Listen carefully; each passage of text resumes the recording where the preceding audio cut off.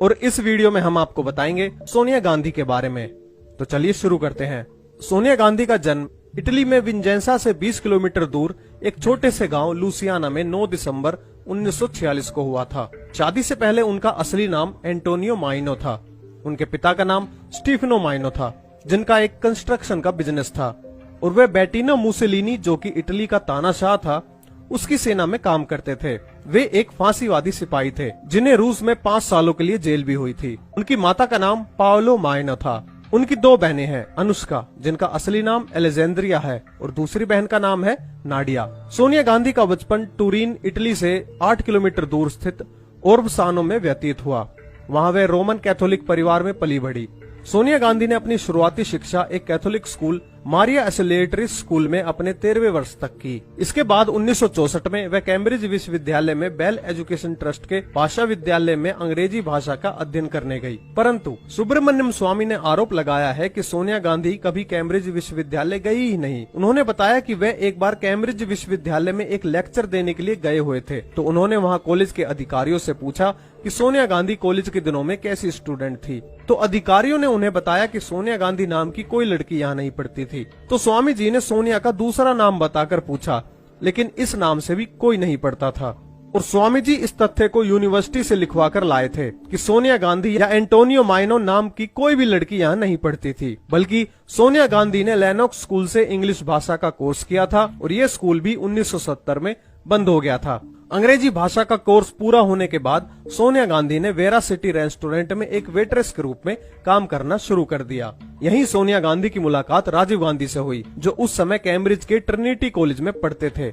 ऐसा नहीं है कि केवल राजीव गांधी ही सोनिया से मिलने वाले उनके पुरुष मित्र थे। उनसे मिलने वाले अन्य पुरुषों में माधवराव सिंधिया तथा एक जर्मन पुरुष स्टिगलर प्रमुख थे, जो कि सोनिया के घनिष्ठ मित्रों में से थे। सोनिया गांधी की माधवराव सिंधिया से मित्रता राजीव गांधी के विवाह पश्चात भी लंबे समय तक जारी रही। चलिए वापस चलते हैं राजीव गांधी पर। राजीव गांधी ने 1962 से 1965 तक कैम्ब्रिज में मैकेनिकल इंजीनियरिंग में दाखिला लिया, लेकिन वह परीक्षा पास नहीं कर सके। इसलिए 3 साल फेल होने के बाद उन्होंने 1966 में लंदन के इंपीरियल कॉलेज में दाखिला लिया, लेकिन यहाँ भी डिग्री पूरी किए बिना ही कॉलेज छोड़ दिया। के.एन. राव ने अपनी पुस्तक में लिखा है कि राजीव गांधी सोनिया गांधी से शादी करने के लिए एक कैथोलिक क्रिश्चियन बने और अपना नाम रॉबर्टो रखा, जिसके बाद उनके 2 बच्चे हुए, जिसमें से लड़की का नाम बियंका रखा और लड़के का नाम रखा राहुल।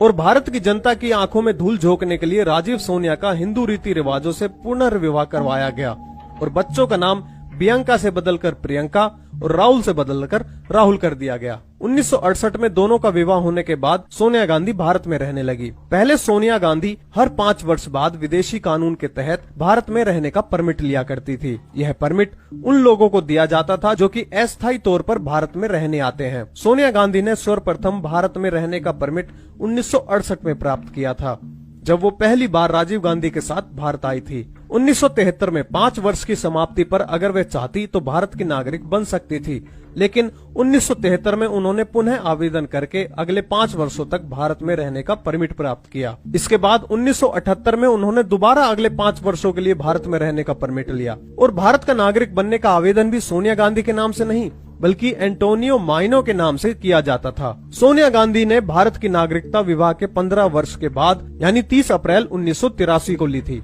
1982 में IIT गेट दिल्ली के पास रात 2 बजे एक कार एक्सीडेंट हुआ, जिसमें सिर्फ माधवराव सिंधिया और सोनिया गांधी बैठी थी। दोनों को काफी गहरी चोट आई थी। एक IIT के छात्र ने उन दोनों को कार से बाहर निकाला। सोनिया गांधी की इच्छा पर उन्हें प्रधानमंत्री निवास भेज दिया गया तथा माधवराव सिंधिया, जिनका पैर टूट गया था, उन्हें दिल्ली पुलिस ने आकर अस्पताल भेज दिया। माधवराव सिंधिया सोनिया गांधी के धीरे धीरे आलोचक होते जा रहे थे तथा उन्होंने अपने निकटवर्ती मित्रों से सोनिया के संबंध में संदेह भी जताया था। और फिर कुछ समय बाद ही एक वायु दुर्घटना में माधवराव सिंधिया की रहस्यपूर्ण परिस्थितियों में मौत हो गई। ऐसा कहा जाता है कि इंदिरा गांधी की बुलेट प्रूफ कारों का ठेका एक जर्मन कंपनी को दिया गया था, जिसमें बिचौलिए का काम किया था वोल्टर विंसी ने, जो कि सोनिया गांधी की बहन अनुष्का का पति था, और इस डील में उसने भारी भरकम कमीशन खाया था। इसके बाद 1986 में वोल्टर विंसी को भारत की एसपीजी को इटालियन सुरक्षा एजेंसी द्वारा प्रशिक्षण दिए जाने का भी ठेका मिला, और इस सौदे के लिए उसने नगद भुगतान की मांग भी की थी, और वो भुगतान सरकारी तौर पर किया भी गया। इस नगद भुगतान के बारे में तत्कालीन कैबिनेट सचिव बीजी देशमुख ने अपनी किताब में उल्लेख भी किया है। और ये ट्रेनिंग भी असफल रही और सारा पैसा लगभग व्यर्थ ही चला गया, क्योंकि इटली के जो सुरक्षा अधिकारी भारतीय एसपीजी कमांडो को प्रशिक्षण देने आए थे, उनका रवैया जवानों के प्रति बेहद खराब था। एक जवान को तो उस दौरान थप्पड़ भी मारा गया। रो अधिकारियों ने ये बात राजीव गांधी को बताई और कहा कि इस व्यवहार से सुरक्षा बलों के मनोबल पर विपरीत प्रभाव पड़ रहा है और उनकी खुद की सुरक्षा व्यवस्था भी ऐसे में खतरे में पड़ सकती है। घबराए हुए राजीव ने तत्कालीन वह ट्रेनिंग रुकवा दी, लेकिन वह ट्रेनिंग का ठेका लेने वाले वॉल्टर विंसी को तब तक भुगतान किया जा चुका था।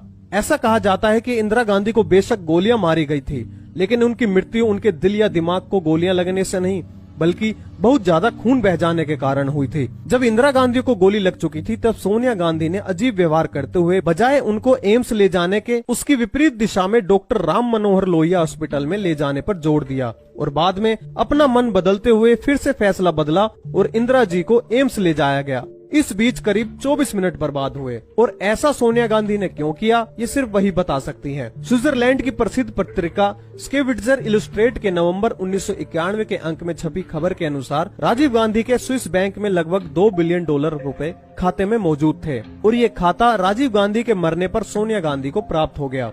मैगजीन में ये भी दर्शाया गया है कि रशिया की खुफिया एजेंसी केजीबी ने सोनिया गांधी, जो कि भारतीय राजनेता से विवाहित हैं, उसे इतनी मोटी रकम क्यों दी।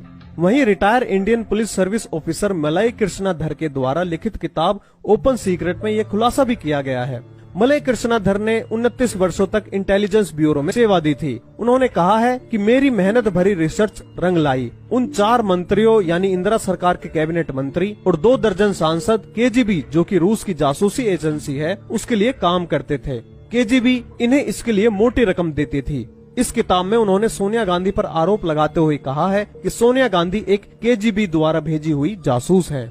इसके साथ ही जब इंदिरा गांधी और राजीव गांधी प्रधानमंत्री थे, उस समय ऐसा कोई भी दिन नहीं जाता होगा कि जब बिना जांच के डिब्बों में भर भर कर सामान दिल्ली तथा चेन्नई अंतर्राष्ट्रीय हवाई अड्डे से रोम ना जाता होगा। ये सारा सामान एयर इंडिया तथा एलिटेलिया जहाजों में जाता था। कांग्रेस के नेता अर्जुन सिंह पहले मुख्यमंत्री के रूप में तथा बाद में कैबिनेट मंत्री के रूप में सोनिया के कार्यक्रमों को अंजाम दिया करते थे। यहाँ से पुरातात्विक महत्व की बहुत सी वस्तुओं को पहले इटली की 2 दुकानों, जिनका संचालन सोनिया गांधी की बहन अनुष्का किया करती थी, में पहुँचाया जाता था।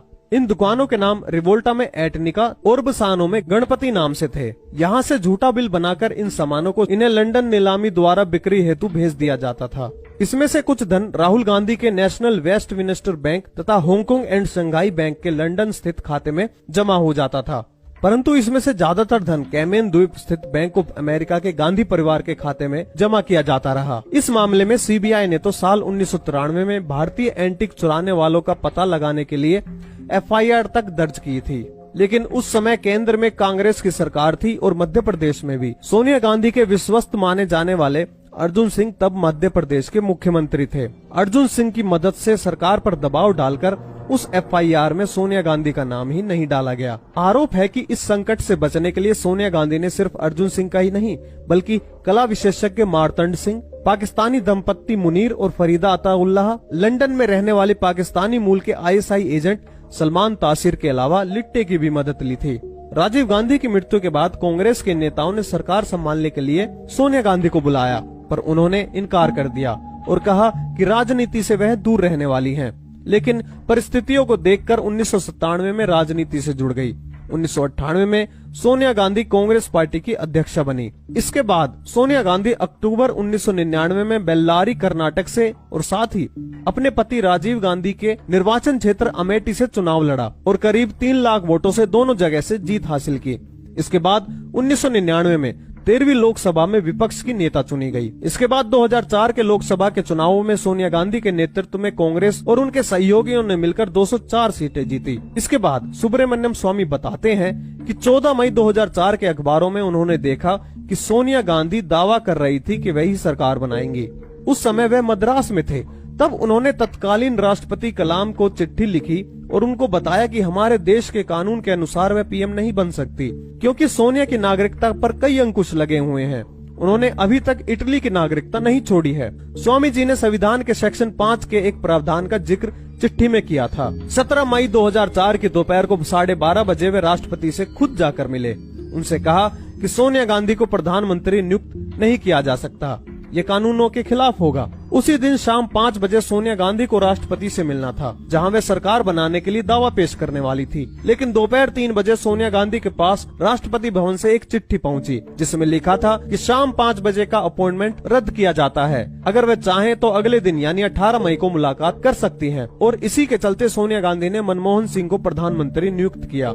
इसके बाद राष्ट्रीय सुझाव समिति का अध्यक्ष होने के कारण सोनिया गांधी पर लाभ के पद पर होने के साथ लोकसभा का सदस्य होने का भी आक्षेप लगा, जिसके चलते 23 मार्च 2006 को उन्होंने राष्ट्रीय सुझाव समिति के अध्यक्ष पद और लोकसभा की सदस्यता दोनों से त्याग पत्र दे दिया। मई 2006 में वे रायबरेली उत्तर प्रदेश से पुनः सांसद चुनी गयी। उन्होंने अपने प्रतिद्वंदी को 4 लाख से अधिक वोटों से हराया। इसके बाद 2009 के लोकसभा चुनाव में उन्होंने फिर यूपीए के लिए देश की जनता से वोट मांगा। एक बार फिर यूपीए ने जीत हासिल की और सोनिया यूपीए की अध्यक्ष चुनी गई। 2012 में बिजनेस इनसाइडर की आई रिपोर्ट के मुताबिक सोनिया गांधी के पास 2 से 19 अरब डॉलर यानी करीब 99 अरब से लेकर 948 अरब रुपए की संपत्ति थी, जिससे वे दुनिया की चौथी सबसे अमीर राजनेता बन गई थी। 2013 में सोनिया गांधी पहली महिला बनी जिन्होंने कांग्रेस के अध्यक्षा के रूप में अपने 15 साल पूरे किए।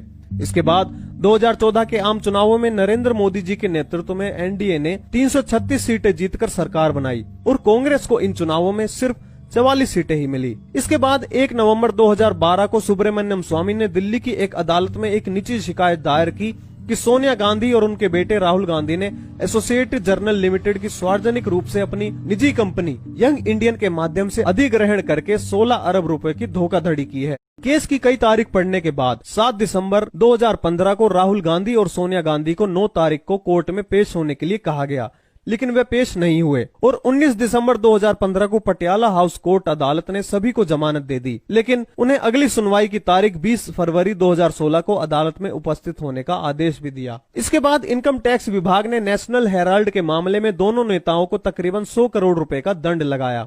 इनकम टैक्स विभाग के मुताबिक 2011-12 में सोनिया गांधी और राहुल गांधी ने तकरीबन 155.41 करोड़ और 154.96 करोड़ रुपए अपनी आय में नहीं दिखाए थे, जिसके एवज में दंड के तौर पर 100 करोड़ रुपए की देनदारी बनती है। अभी सोनिया गांधी इसी केस में जमानत पर जेल से बाहर चल रही हैं।